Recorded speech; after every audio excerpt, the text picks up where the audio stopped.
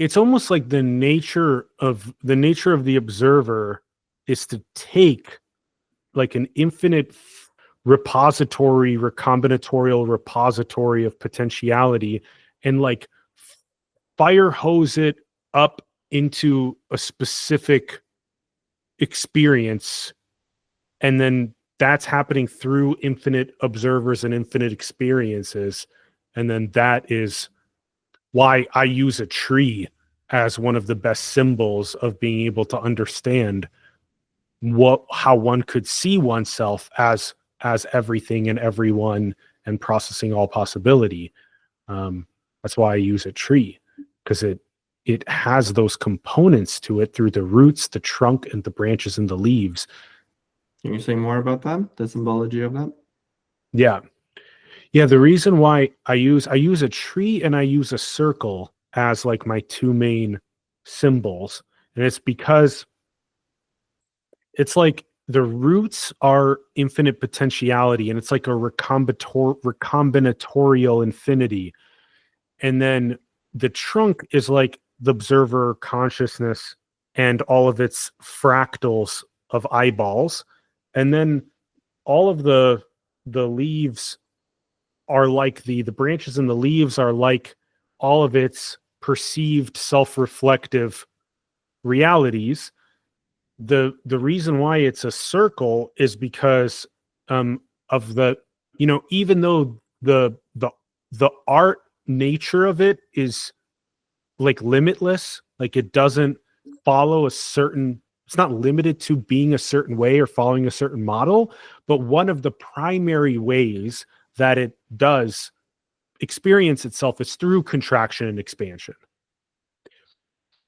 And so that's why there's that like circular or cipher like model, right? Or hero's journey like model that it follows about going and then using all of this different like trauma to contract itself. And then all of this seeking to start finding itself, and all of this healing to come back home to itself. And that's why I use tree and circle as these like primaries. And it also turns you more eternal, because it's like, rather than being even though like consciousness or the observer is like wrapped in a somatic, informatic, contractive and expansive vehicle, it's like, it's really just like peeking, it's really just like peeking out, of a little pinhole into a little dreamscape, and that turns eternity and infinity into this no thing, everything, and then the little, the little pin, the little, yeah. Awesome, man. Yeah, right. So like you're essentially standing outside of time, peeking into the dream where space and time appears for the story to unfold. And the whole concept of eternity, which can be misunderstood to mean infinite time, which it is, but we think about it as, oh, so you kind of started very long ago and it will continue for very long. But that's not it. Eternity is like all of those time frames or timelines stacked upon one another in this singularity point that is only happening now. And that's the whole multidimensional you got it. Mm-hmm. You got it. And if one can feel themselves as like backwards is infinite potentiality and eternity, and forwards is like this, like you said, it's like, the way I say it is that time is a cycle, space is a hallucination, and the main attributes of what's appears in the form of a story. So in the form of a setting or an environment. So like I'm in my office in my house, right? And then it appears like characters, right? Or subjects, which is this Atlas character and this Milo character, right?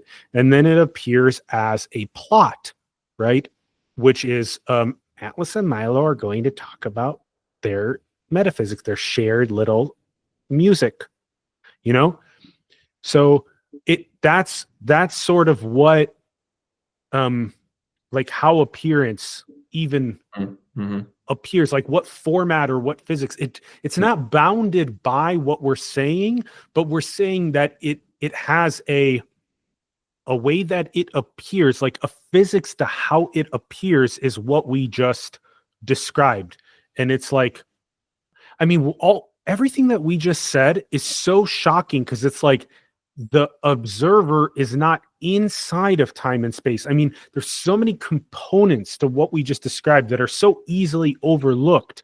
But even if you're getting that the observer isn't in time and space, but the observer is infinity and eternity and potentiality that is basically hallucinating an experience of time, space, characters, dialogues, plots, adventures, scenes.